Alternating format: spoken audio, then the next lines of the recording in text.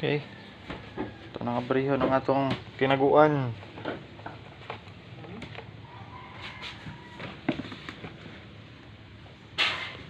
Kinaguan, abriho na nato. Okay, medyo nahabol lang atong sa kuan. Ato ni.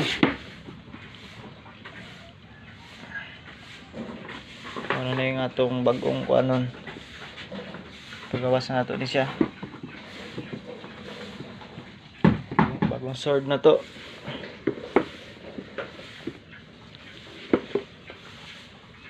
Yawn.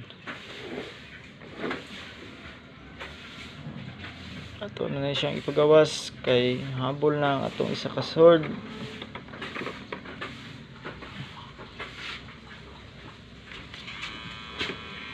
Lo.